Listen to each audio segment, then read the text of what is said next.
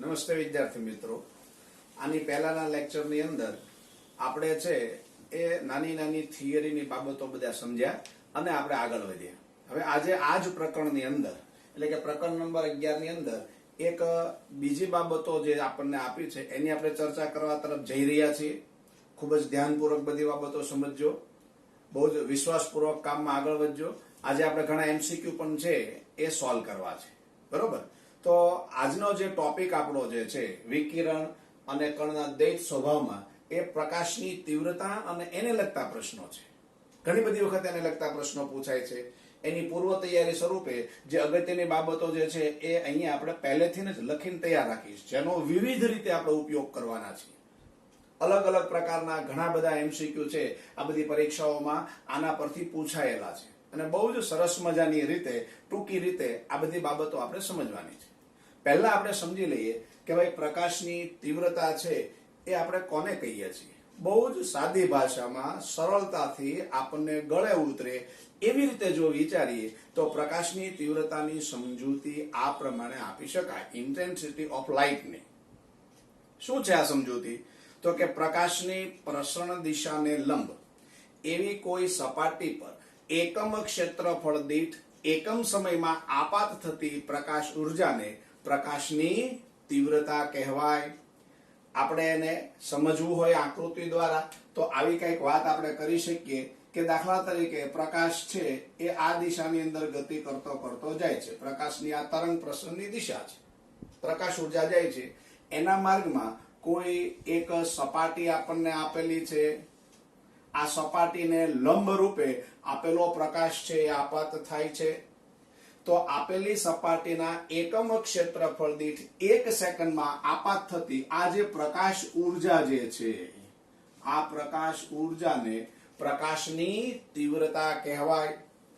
આ જે વ્યાખ્યા તમને આપી એના ઉપરથી તમારે જો પ્રકાશની તીવ્રતા છે કે જેને સંકેતમાં કેપિટલ I વડે દર્શાવાય, આ પ્રકાશની તીવ્રતાનું સૂત્ર જો લખવું હોય તો સૂત્ર આપણે આ પ્રમાણે લખી શકીએ. I બરોબર E/A/T, જ્યાં E છે એ આપણને પ્રકાશની ઉર્જા બતાવે છે, A છે એ ક્ષેત્રફળની વાત કરે છે, T છે એ આપણને સમય દર્શાવે છે. આપણે જે પ્રમાણે વ્યાખ્યા આપી એ પ્રમાણે વિચારો. આ બાબત બહુ અગત્યની છે. આપણે જોઈએ છીએ કે આ જે સૂત્ર આપણે અહીંયા લખ્યું છે એ સૂત્રમાં વ્યાખ્યા બોલતી વખતે આપણે A બરોબર 1 એકમ અને T બરોબર પણ 1 એકમ લીધું, બરોબર? A બરોબર 1 એકમ, T બરોબર 1 એકમ, એટલે કે A અને T બરોબર 1 મૂકી દઈએ તો સ્વાભાવિક છે કે E બરોબર I થાય. એટલે કે આપાત થતી પ્રકાશ ઉર્જાને જ પ્રકાશની તીવ્રતા ક્યારે કહેવાય? તો કે તમે પસંદ કરેલું ક્ષેત્રફળ 1 એકમ હોય અને સમયગાળો છે એ પણ 1 એકમ હોય તો એ વખતે જે આપાત થતી પ્રકાશ ઉર્જા છે એને જ પ્રકાશની તીવ્રતા કહેવાય. હવે પ્રકાશની તીવ્રતાનું આ જે સૂત્ર આપણે લખ્યું વિદ્યાર્થી મિત્રો, એના ઉપરથી આપણે એકમ પણ સરળતાથી લખી શકીએ. દાખલા તરીકે આપણે એકમની વાત કરવી હોય તો તમે જાણો છો આ ઉર્જા છે, ઉર્જાનો એકમ જૂલ લખાય. આ ક્ષેત્રફળ છે જેનો એકમ મીટર સ્ક્વેર થાય અને આ સમય છે એનો એકમ સેકન્ડ થાય. એટલે કે પ્રકાશ તીવ્રતાનો એકમ જૂલ પ્રતિ મીટર સ્ક્વેર ઇન્ટુ સેકન્ડ થયો. આપણે એ પણ જાણીએ છીએ કે જૂલ પ્રતિ સેકન્ડ બરોબર વોટ પણ લખાય, બરોબર? તો એનો બીજો એકમ જો આપણે લખવો હોય તો જૂલ પ્રતિ સેકન્ડ એના બરોબર વોટ લખો તો વોટ પ્રતિ મીટર સ્ક્વેર આ તીવ્રતાનો એકમ છે ભાઈ, બરોબર? હવે એકમ તમારી પાસે આવી ગયા તો આપણને ખબર છે કે આપણે ઘણી બધી પરીક્ષાઓની અંદર પારિમાણિક સૂત્રો પૂછાય છે. આથી કરીને કોઈક વાર તમને જો તીવ્રતાનું પારિમાણિક સમીકરણ પૂછવું હોય તો એકમ તમને આવડતો હોય અથવા તો એનું સૂત્ર આપણા મગજની અંદર હોય, આપણે આગળ તૈયાર હોય તો આપણે એનું પારિમાણિક સૂત્ર છે એ લખી શકીએ. આ આપણે તીવ્રતાની વાત કરી, બરોબર? હવે આ તીવ્રતાની આ બાબત અથવા તો આ સમજૂતી પરથી થોડુંક આપણે આગળ જવાનું છે કે દાખલા તરીકે આ પ્રકાશ છે કોઈક વાર બિંદુવત ઉદ્ગમ સ્થાનમાંથી બહાર આવતો હોય, કોઈક વાર રેખીય ઉદ્ગમ સ્થાનને ધ્યાનમાં રાખીને બહાર આવતો હોય, તો આવી રીતના અલગ અલગ ઉદ્ગમ સ્થાનમાંથી પ્રકાશ છે એ બહાર આવતો હોય તો એની તીવ્રતા છે એ કઈ બાબત પર આધાર રાખે છે, આ બહુ સમજવાનું છે. એક વાત નક્કી છે કે અહીંયા તમે જોયું એટલે તમને ખ્યાલ આવી ગયો કે અહીંયા ઉર્જા છેદમાં સમય એટલે એને પાવર કહી શકાય. આથી કઈ આ જે સૂત્ર છે એને તમે આ રીતના પણ રજૂ કરી શકો કે તીવ્રતા બરોબર P upon A. સમજાણું?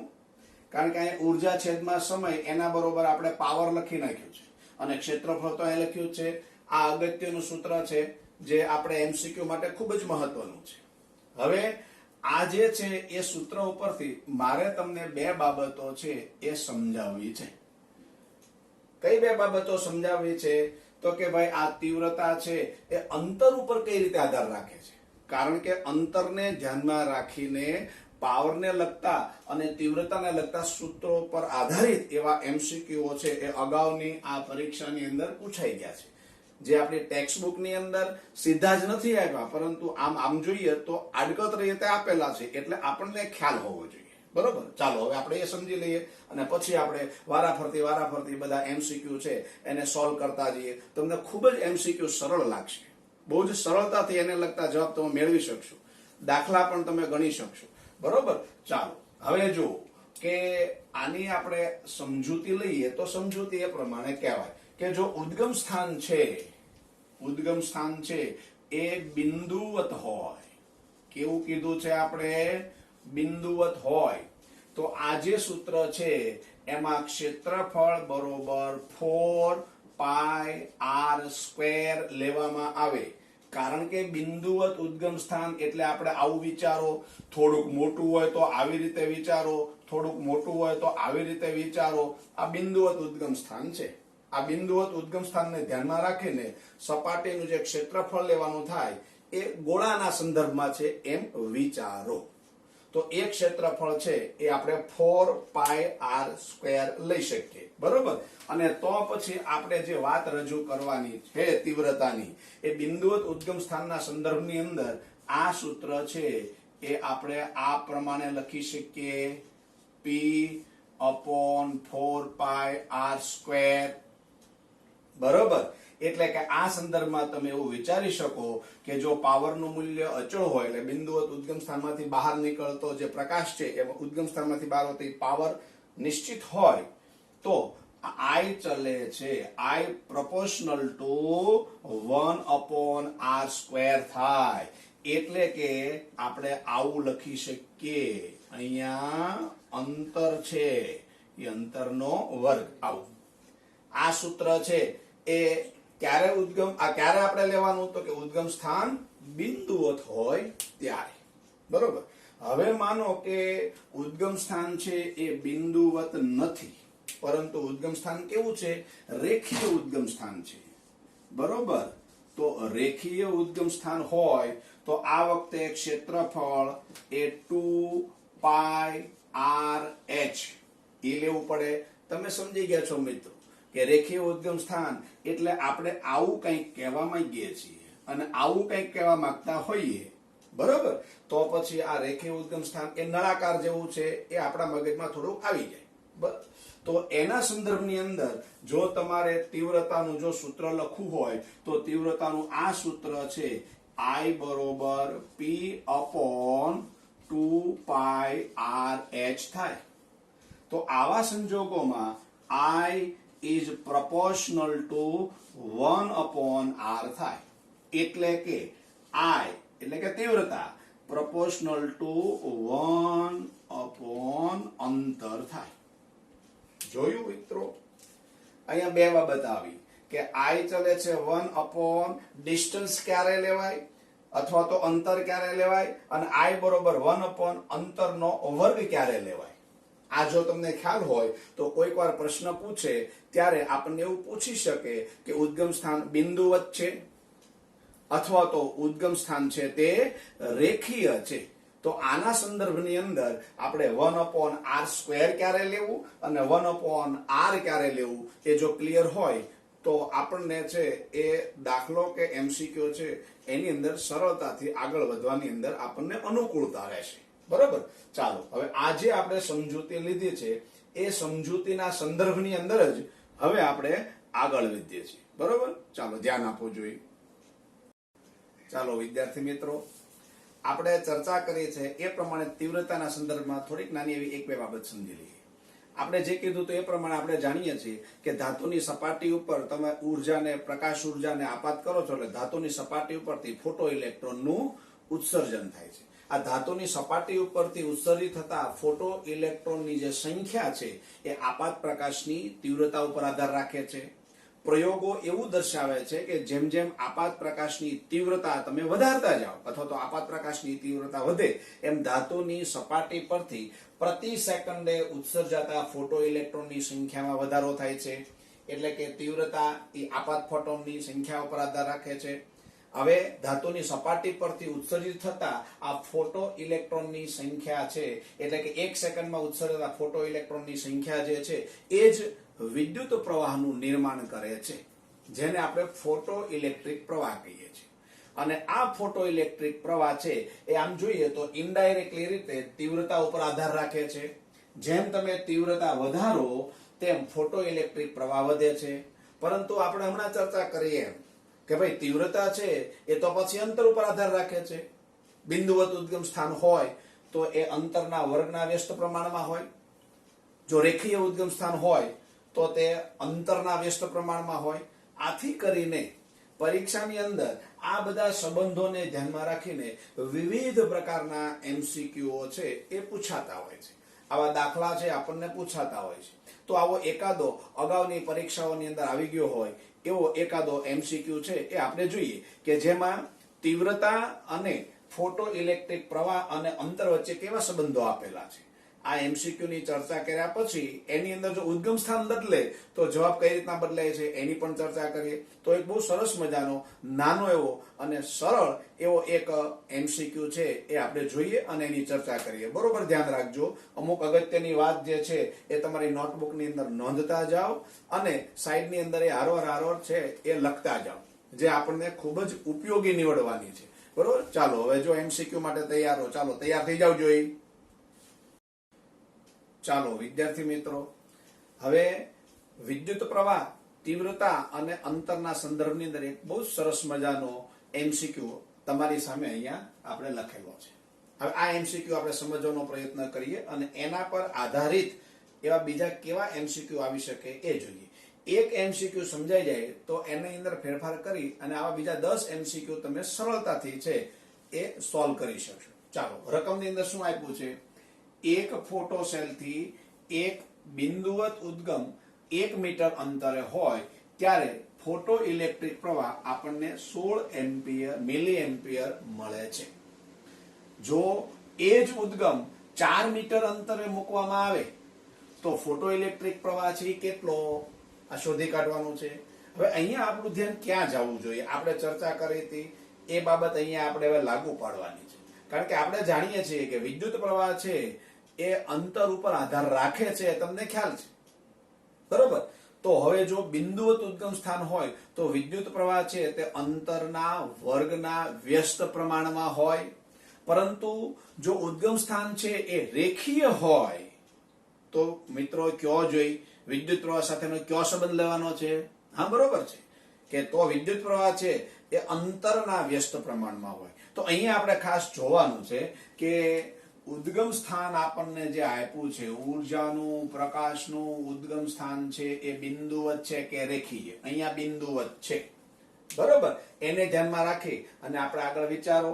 જો આપણે વાત કરીએ એમ કે વિદ્યુત પ્રવાહ છે હવે એને આ સંબંધ લાગુ પડશે. બરોબર. હા, અહીં અંતરને માટે આપણે ડી લખી નાખીએ છીએ, પ્રવાહને માટે આઈ લખી નાખીએ છીએ. જુદા જુદા બે પ્રવાહની વાત છે અને જુદા જુદા બે અંતરની વાત છે. એનો ગુણોત્તર આપણે લેવાનો છે. એટલે આપણે જો બંનેનો ગુણોત્તર લઈએ તો આપણને આ પ્રમાણે મળશે. અંતર, વિદ્યુત પ્રવાહ અને અંતર વ્યસ્ત સંબંધની અંદર આપણે આની અંદર જોઈ શકાય છે. દાખલાના સંદર્ભમાં આપણે વિચારીએ તો. બરોબર. આમાં આપણે હવે I2 શોધવાનું થશે. એ પહેલા આપણે શું કરવાનું? અગાઉના એમસીક્યુ માં સમજાવ્યું હતું એ મેથડ પાછી લાગુ પાડવાની છે. બરોબર. ચાલો પહેલા આ આપણને જે આપ્યું છે એની અંદર D1 ક્યાં છે શોધી કાઢો. પહેલેથી ગોતતા જાઓ આપણને મળી ગયું. હા, જો અહીંયા આપણને મળી ગયું. આ આપણા માટે D1 અંતર છે. પછી આગળ વધો તો વિદ્યુત પ્રવાહ મળ્યો છે જે I1 છે. આગળ જાઓ, નવું બીજું અંતર આપણને અહીંયા આપ્યું છે એ D2 છે અને એને કારણે મળતો પ્રવાહ કે જે I2 તમારે શોધવાનો છે. બસ રકમની અંદર પહેલા ડેટા કલેક્શન છે આની અંદર કરી નાખવાના. આ એમસીક્યુ સોલ્વ કરવા માટેની બહુ સારી રીત છે. બરોબર. તો આ તમે D1 છે, આ D2 છે. બરોબર. સૂત્રની અંદર કિંમત મૂકો. અહીંયા D1 કેટલું મૂકવાનું છે તો કે અહીંયા D1 છે એ આની અંદર આપણને આપેલું છે 1 લખી નાખો. D2 કેટલું લખવાનું છે 4 લખી નાખો. આપણે શું કરવાનું છે સૂત્ર પ્રમાણે અંતરનો વર્ગ કરવાનો છે. આપણે વર્ગ કરી નાખ્યો અહીંયા. બરોબર. હવે અહીંયા I1 ની કિંમત તો કે I1 કેટલું છે 16 મિલી એમ્પિયર. તો અહીંયા કિંમત મૂકી દો. હવે આ તો ખૂબ સરળ થઈ ગયું. આનો જવાબ કેટલો આવવાનો છે તો કે આનો જવાબ 1 મિલી એમ્પિયર આવશે. ખરું ને વિદ્યાર્થી મિત્રો? કયો જોઈએ. હવે આ જ એમસીક્યુ તમારે ફરીથી નોટની અંદર જુદી રીતે ગણવાનો છે, અથવા તો ગણો નહીં તો તમે વિચારીને પણ એનો જવાબ આપી શકશો. એ આપણી આ વાત તમે જે સમજ્યા એનો સૌથી મોટો ફાયદો છે. માનો કે આનો આ જ એમસીક્યુ છે, આપણે તમારી પરીક્ષા લઈએ છીએ અને આ પરીક્ષાની અંદર આપણે પ્રશ્ન પૂછ્યો તમને. બરોબર. હવે એ પરીક્ષાની મેં થોડોક ફેરફાર કર્યો એ પ્રશ્નની અંદર કે અહીંયા બિંદુવત લખેલું હતું એની બદલે મેં શું લખી નાખ્યું કયો જોઈ, રેખીય લખી નાખ્યું. બરોબર કે નહીં? તો કયો જોઈ તમે શું આની અંદર ફેરફાર કરીને જવાબ લાવશો? ખ્યાલ આવી ગયો ભાઈ? બસ આવી રીતના સમજતા એમસીક્યુ છે એ આપણે સોલ્વ કરવાના છે. આમાં વધારે એમસીક્યુ કરાવવાની આના સંદર્ભમાં જરૂર નથી, કારણ કે હવે I1 I2 અને D1 આપ્યું હોય તો D2 શોધી શકાય. બરોબર. રેખીય આપ્યું છે કે બિંદુવત આપ્યું છે એના સંદર્ભમાં શોધી શકાય. તો આ ઓછામાં ઓછા એક જ સમજૂતી ઉપરથી લગભગ 7-8 અલગ અલગ પ્રકારના એમસીક્યુ છે એ તમારી સામે મુકાય તો તમે વિશ્વાસપૂર્વક તમે એ સોલ્વ કરી શકશો. હવે આપણે બીજા ટોપિક પર આધારિત એટલે કે આના સંદર્ભમાં જ હવે પાછા આપણે નવા એમસીક્યુ જોવાના છે. આની અંદર એમસીક્યુ ની કેટલી વિવિધ રેન્જ આપેલી છે. એમસીક્યુ ઉપર જ આપણે આગળ વધવા માંગીએ છીએ. આપણે આ તૈયારીમાં જ આપણે આગળ વધવું છે. તો ચાલો હવે પછી એના સંદર્ભની અંદર પાછા આપણે આગળ વધીએ. ચાલો વિદ્યાર્થી મિત્રો, હવે આપણે આ એમસીક્યુ છે એની ચર્ચા કરીએ. તમારી સામે એક એમસીક્યુ ની રકમ છે એ લખેલી છે. શું લખેલું છે કે જો 2 વોટ બલ્બની કાર્યક્ષમતા 20% હોય તો તે 1 સેકન્ડમાં કેટલા ફોટોનનું ઉત્સર્જન કરશે? ધાતુની સપાટી પરથી પ્રતિ સેકન્ડે ઉત્સર્જિત થતા ફોટોન માટે ઉર્જાની જરૂર પડે છે અને આ ઉર્જાને ધ્યાનમાં રાખી અને ફોટોન બહાર આવે છે. એ બધી ચર્ચાઓ આપણે કરી છે. એના સંદર્ભમાં છે સૂત્ર આપણે E બરોબર NHF કીધું હતું. બરોબર. સારું. કે અહીંયા 1 સેકન્ડમાં કેટલા ફોટોનનું ઉત્સર્જન કરશે એવું પૂછ્યું છે. માહિતી કઈ આપી છે તો કે ઉત્સર્જતા ફોટોનને અનુરૂપ વિકિરણની તરંગ લંબાઈ 400 નેનોમીટર છે. પ્લાન્ક અચળાંક h નું મૂલ્ય 6.6 × 10⁻³ જૂલ × સેકન્ડ આપેલું છે. બરોબર. હવે અહીંયા આપણને 2 વોટ નો બલ્બ છે અને એની કાર્યક્ષમતા 20% છે. આના પરથી આપણે ઉર્જાનો અંદાજ મેળવવાનો છે. ઉર્જા મેળવવાની છે. બરોબર. એટલે એનો અર્થ શું થયો?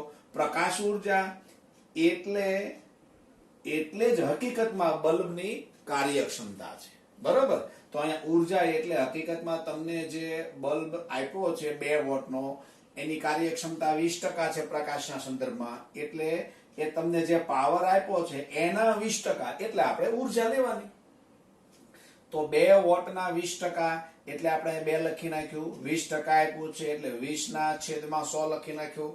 આનું સાદું રૂપ તમે આપો એટલે આપણને 0.4 જૂલ મળે.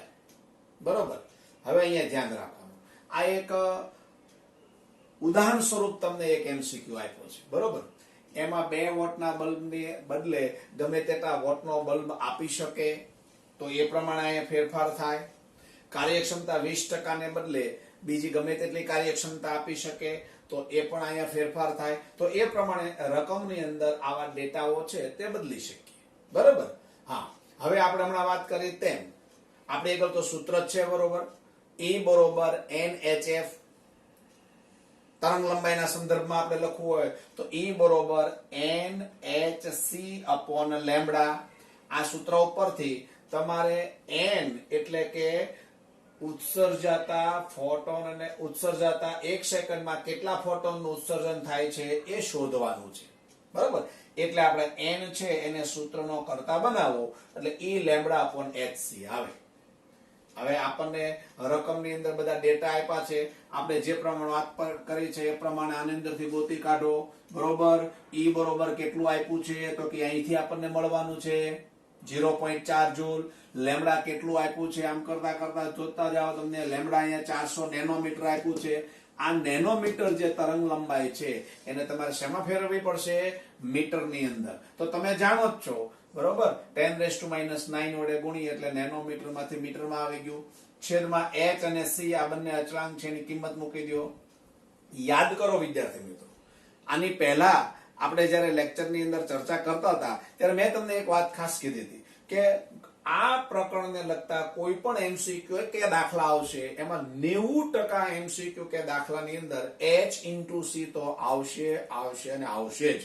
એટલે આપણે જો h into c નો ગુણાકાર જે તમને યાદ હશે કયો જોઈએ કેટલો છે? હા, બરોબર છે કે આશરે તમારે લેવો હોય તો 20 × 10⁻26 તમે મૂકો અને સાદુરૂપ આપો, બરોબર. તમારો જવાબ બહુ ઝડપથી આવશે.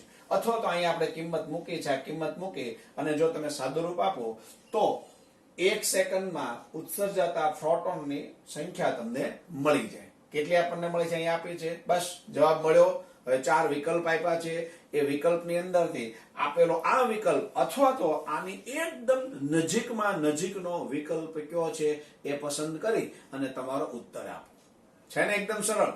ચાલો હવે આ એમસીક્યુ આપણે જોયો. હવે એના પછીના આની જેવા જ બીજા એકાદ બે એમસીક્યુ છે હું તમને સમજાવું અને એ એમસીક્યુ ની કેવી અલગ અલગ રેન્જ છે એના ઉપર તમારું ધ્યાન દોરું, જેથી કરીને તમે આજના દિવસની અંદર જ્યારે ફ્રી થાવ ત્યારે બીજું ઘણું બધું કામ છે એ કરી શકશો. એ કામ પણ તમને હું સોંપવાનો છું, બરોબર. માત્ર આપણે આ જોઈએ એમ નહીં, સાથે સાથે નોંધતું જવાનું છે, આ બાબતો નોંધવાની છે અને કામ કરવાનું છે, તો જ આપણું કામ ઉગી નીકળશે. ચાલો હવે આપણે બીજા પ્રશ્ન તરફ આગળ વધીએ છીએ. ચાલો મિત્રો, જો પાછા નવા બે એમસીક્યુ તમારી સામે આવ્યા, બરોબર. એમાં પહેલા એમસીક્યુ નો આપણે અભ્યાસ કરીએ. પહેલા એમસીક્યુ માં શું કહેવામાં આવ્યું છે? જો હિલિયમ નિયોન લેસર વડે 600 નેનોમીટર તરંગ લંબાઈ વાળો એકરંગી પ્રકાશ ઉત્પન્ન કરવામાં આવે છે. એટલે એક વાત નક્કી થઈ ગઈ કે તમને તરંગ લંબાઈ લેમ્બડા છે એ આપી દીધી, બરોબર. હવે ઉત્પન્ન થયેલો આ પ્રકાશ છે એના પરિણામે ઉત્સર્જિત પાવર 6 મિલીવોટ મળે છે. એટલે કે પાવર આપ્યો ભાઈ, બરોબર. તો પાવર આપ્યો છે માટે આ પી કહી દીધું. આ પ્રકાશને ટાર્ગેટ ઉપર આપાત કરવામાં આવે તો સરેરાશ 1 સેકન્ડમાં, કેટલી સેકન્ડમાં? 1 સેકન્ડમાં, એટલે કે અહીંયા સમય આપી દીધો છે. કેટલા ફોટોન છે તે આપાત થતા હશે? કેટલા ફોટોન? એટલે કે એમ પૂછવા માંગે છે સંખ્યા, એટલે કે n તમારે શોધવાનું છે, બરોબર. તમારી સામે આ વાત નક્કી થઈ ગઈ. પાવર p આપી દીધો છે, લેમ્બડા આપી દીધું છે, સમય t આપી દીધો છે અને n શોધવાનું છે. અને બાકી આપણે વાત કરી હતી એમ h અને c એ તો બધા સૂત્રમાં આવવાના જ છે. તો આપણે લેક્ચર શરૂ કર્યું ત્યારથી આ બધા સૂત્રો તમારી નજર સામે રાખેલા છે, એટલે હવે તમને આ યાદ રહી ગયા હશે. આની અંદરથી પાવર આવતો હોય, તરંગ લંબાઈ આવતું હોય, સમય આવતો હોય, n આવતું હોય, એવું સૂત્ર કયું છે કયો જોયું? તરત તમે કહેશો આર્યુ, બરોબર ને.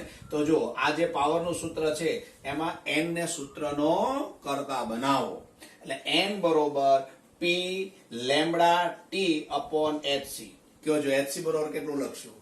હવે તો ફાઇનલ થઈ ગયું ને કે જ્યારે જ્યારે hc આવે એટલે 20 × 10⁻26 લખવાનું. તમે આપેલા જવાબની અત્યંત નજીક હશો, બરોબર. પણ આપણી ગણતરીમાં ઝડપ આવશે એટલે અહીં કિંમત મૂકી દો. પાવર ક્યાં આપ્યો છે તો કે 6 મિલીવોટ, તો એ કિંમત અહીંયા મૂકી દો. મિલીવોટ ને હવે શેમાં ફેરવવાનું છે? વોટમાં. તમને ખ્યાલ છે, બરોબર. લેમ્બડા તરંગ લંબાઈ છે કેટલી આપી છે? 600 નેનોમીટર. તો એને નેનોમીટરમાંથી મીટરમાં ફેરવી નાખો અને સમય t બરોબર 1 સેકન્ડ લઈ સાદુરૂપ આપો એટલે તમારો જવાબ આવી ગયો. બરાબર. ચાલો હવે આ જ રીતનો પરંતુ બીજા સૂત્રનો ઉપયોગ થતો હોય એવા એક એમસીક્યુ ની વાત કરીએ. બીજો એમસીક્યુ આપણને કઈ રીતના આપેલો છે? એક સપાટી પર 10 સેકન્ડમાં, એટલે કે જો 10 સેકન્ડમાં એટલે કે અહીંયા t આપી દીધું ભાઈ, 10 સેકન્ડમાં 12 into 10 raised to 12 ફોટોન આપાત થાય છે. ફોટોનની સંખ્યા દઈ દીધી. બરોબર. તો આપણને અહીંયા n આપી દીધું. બસ આ પ્રમાણે જોતા જવાનું. આ બધા ફોટોન 12 એંગસ્ટ્રોમ તરંગ લંબાઈના વિકિરણને અનુરૂપ છે. એટલે પાછું આપણને ખ્યાલ આવી ગયો કે આપણને લેમ્ડા આપી દીધું. હવે તો લગભગ તમે સૂત્ર છે એ પકડી પાડ્યું હોવું જોઈએ. બરાબર. તો આ તરંગ લંબાઈના વિકિરણને અનુરૂપ એ પ્રકાશ છે. જો સપાટીનું ક્ષેત્રફળ, વિદ્યાર્થી મિત્રો શું દઈ દીધું આપણને? સપાટીનું ક્ષેત્રફળ એ 0.02 મીટર સ્ક્વેર હોય તો આપાત વિકિરણની તીવ્રતા છે એ પૂછી છે. બરોબર. આ શોધવાનું છે. લ્યો કયો જોઈ, કશું જ કરવાનું બાકી રહ્યું. તમારી સામે I નું સૂત્ર છે. બરાબર. જોવો જોઈએ. I બરોબર NHC upon AT lambda. HC વિશે તો હવે આપણને ખબર જ છે, કિંમત મૂકી દો. N બરોબર તમને રકમની અંદર આપ્યું છે, કિંમત મૂકી દો. ક્ષેત્રફળ કેટલું આપ્યું છે, કિંમત મૂકી દો. સમય કેટલો લેવાનો શોધી કાઢો. t આપ્યું છે આપણને કેટલું, એ કિંમત મૂકી દો. બરોબર. અને તરંગ લંબાઈ લેમ્ડા 12 એંગસ્ટ્રોમ આપી છે, કિંમત મૂકી દો, સાદુરૂપ આપો એટલે જવાબ આવી ગયો. તો હવે આ કામ તો કરવું પડે ને તમારે. ગણતરી કરો, ચાલો નોટ ખોલો અને આ બંનેના જવાબ લાવો. બસ આવી રીતના એમસીક્યુ છે ને એ આપણે સમજવાના છે, સોલ્વ કરવાના છે. હજી આની પેટર્નમાં થોડોક ફેરફાર કરી અને એક અલગ પ્રકારના બીજા 1-2 એમસીક્યુ ની ચર્ચા આપણે કરવાની ઈચ્છા છે. બરોબર. આપણે એક સમય છે, ચાલો આપણે એ એમસીક્યુ પણ જોવા છે. ચાલો વિદ્યાર્થી મિત્રો, હવે જો એમસીક્યુ ના તમારી સામે 2 રકમ મૂકી છે. પહેલી રકમ આપણે વાંચીએ. બહુ સરસ મજાના 2 એમસીક્યુ છે. બરોબર. એટલે જ્યાં સુધી બને છે ત્યાં સુધી આ સૂત્રને લગતી બધી જ વેરાયટી આમાં આવી જશે. હવે બહુ તો કદાચ ફેરફાર કરી અને આપણને કેવું પૂછી શકે, આંકડાકીય મૂલ્યો છે એ બદલી શકે. બરાબર. અને અલગ અલગ રીતે પૂછી શકે. આજ ઘણા બધા એમસીક્યુ આપણે કર્યા છે. બહુ જ અગત્યના એવા આ એમસીક્યુ પણ જોઈ લઈએ. આ એમસીક્યુ ની અંદર આપણને શું કીધું છે કે એક S1 ઉદ્ગમ 1 સેકન્ડમાં 10⁻14 ફોટોન ઉત્પન્ન કરે છે, જેની તરંગ લંબાઈ 3000 એંગસ્ટ્રોમ છે. હવે બીજું જે ઉદ્ગમ છે S2 એ 1 સેકન્ડમાં 1.04 into 10⁻14 ફોટોન ઉત્પન્ન કરે છે અને એની તરંગ લંબાઈ છે 3120 એંગસ્ટ્રોમ. તો S1 અને S2 ઉદ્ગમોના પાવરનો ગુણોત્તર શોધો. એક નવો એમસીક્યુ તમારી સામે આવ્યો. તો જો આપણે જાણીએ છીએ કે પાવર P બરોબર NHC upon લેમ્ડા t. બરોબર. આપણે અગાઉ ચર્ચા કરી નાખી છે આ સૂત્રની અંદર, એટલે આપણે સૂત્ર અહીં લખ્યું છે. હવે આપણને આ જે એમસીક્યુ આપ્યો છે એ એમસીક્યુ ની અંદર કઈ કઈ ભૌતિક રાશિઓ બદલાણી છે તો કે ફોટોનની સંખ્યા 10⁻14 છે અહીંયા અને અહીંયા 1.01 into 10⁻14 છે. એટલે ફોટોનની સંખ્યા n બદલાણી છે. અહીંયા તરંગ લંબાઈ 3000 એંગસ્ટ્રોમ છે, જ્યારે અહીંયા તરંગ લંબાઈ આપી છે 3120 એંગસ્ટ્રોમ. એટલે તરંગ લંબાઈમાં ફેરફાર થયો છે. સમય આપ્યો છે અહીંયા 1 સેકન્ડ અને આ S2 ના માટે પણ સમય આપ્યો છે 1 સેકન્ડ. એટલે સમય t બદલાનો નથી. હવે સૂત્ર પર ધ્યાન કરો. આપણે વાત કરીએ એમ કે n ના અંદર ફેરફાર થયો છે મિત્રો, તરંગ લંબાઈની અંદર ફેરફાર થયો છે, પરંતુ t ની અંદર ફેરફાર થયો નથી. એટલે કે આ એમસીક્યુ ના સંદર્ભમાં H, C અને T આ 3 અચળ ભૌતિક રાશિ છે. એટલે આ સૂત્ર આપણને એમ બતાવે છે કે અહીંયા જે કીધું છે એના સંદર્ભમાં power P proportional to n upon lambda. લ્યો હવે અહીંયા આપણો આ એમસીક્યુ છે, આમ જુઓ તો પૂરો થઈ ગયો કહેવાય. કારણ કે પછી હવે શું કરવાનું છે, 2 ઉદ્ગમ આપ્યા છે, બંનેના પાવર છે, તમારે બંનેના પાવરનો ગુણોત્તર શોધવાનો છે. એટલે P1 proportional to n1 upon lambda 1, P2 proportional to n2 upon lambda 2. P1 upon P2 છે એ તમે કિંમત મૂકો. આપણને આ પ્રમાણેનું સૂત્ર મળશે. N1 ક્યાં છે શોધી કાઢો. RU ઉપર લખી નાખો, આપણે કીધું છે એ પ્રમાણે. N2 ક્યાં છે RU, N2 લખી નાખો. લેમ્ડા 1 ક્યાં છે તો કે શરૂઆતમાં RU લેમ્ડા 1 અહીંયા મૂકો. લેમ્ડા 2 અહીંયા છે, અહીંયા મૂકો. આની અંદર કિંમત મૂકીને સાદુરૂપ આપો, તમારો MCQ સોલ્વ થઈ ગયો. આ બહુ અગત્યની કહી શકાય એવી પરીક્ષાની અંદર પૂછાતા MCQ માંનો આ એક MCQ છે. બરોબર, ચાલો હવે એના પછીના MCQ માં આપણે આગળ વધીએ. એમાં શું આપણને કીધું છે સમજો. 6000 એંગસ્ટ્રોમ તરંગ લંબાઈ વાળો એકરંગી પ્રકાશ 2 સેન્ટીમીટર સ્ક્વેર ક્ષેત્રફળ ધરાવતી સપાટી પર લંબ રૂપે આપાત થાય છે. જો આપાત પ્રકાશની તીવ્રતા 200 મિલીવોટ પ્રતિ મીટર સ્ક્વેર છે, તો 1 સેકન્ડમાં આ સપાટી પર આપાત ફોટોનની સંખ્યા શોધી કાઢો. તમને તરંગ લંબાઈ આપી છે, ક્ષેત્રફળ સેન્ટીમીટર સ્ક્વેરમાં આપ્યું છે. શેમાં ફેરવવું પડશે? હા શાબાશ, મીટર સ્ક્વેરમાં. કેટલા વડે ગુણશો? બરોબર છે, 10⁻⁴ એટલે મીટર સ્ક્વેરમાં ફરી જાય. બરોબર, તમને તીવ્રતા આપી છે, કેટલી આપી છે? 200 મિલીવોટ પ્રતિ મીટર સ્ક્વેર. બરોબર, તો મિલીમાંથી આપણે ફેરવવું પડે, 10⁻³ વડે ગુણશું. આ બધું આપણે જાણીએ છીએ, ઘણા બધા MCQ અત્યાર સુધીમાં આપણે સોલ્વ કર્યા છે. એટલે આ બધી બાબતો આપણા માટે નવી નથી. તમારા ફોટોનની સંખ્યા શોધવાની છે.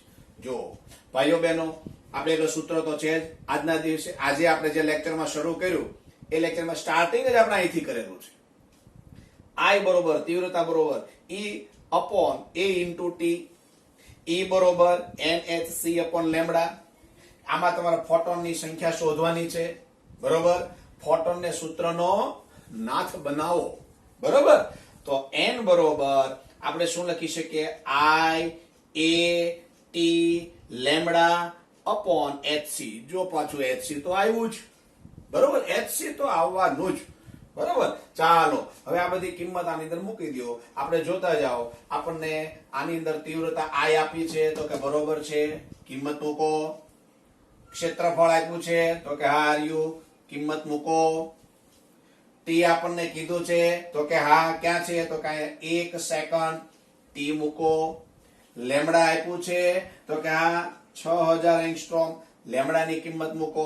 અને hc ની કિંમત તો આપણે મૂકેલી જ છે. કિંમત મૂકી સાદુરૂપ આપો એટલે n નું મૂલ્ય મળી જાય. કયો જોઈ આજના દિવસે કેટલા બધા MCQ આપણે સોલ્વ કર્યા. આ બધા જ MCQ JEE નીટ માટે ખૂબ જ અગત્યના છે, ગુજકેટ માટે પણ અગત્યના છે. બરોબર, આજના દિવસે તમને આ બધું હોમવર્ક પણ આપેલું છે. શાંતિથી બેઠા બેઠા આ કામ કરો, બધા જવાબ મેળવો, આનું મનન કરો અને આપણે કીધેલી વાત છે એને યાદ કરો અને તમારી નોટની અંદર નોંધ કરો. હવે આવી જ બીજી બધી સમજૂતી સાથે આપણે ફરીથી પણ હવે પછીના લેક્ચરની અંદર મળશું. બધા જ વિદ્યાર્થીઓને ખૂબ ખૂબ આજના દિવસના અભિનંદન. જય હિન્દ, જય ભારત.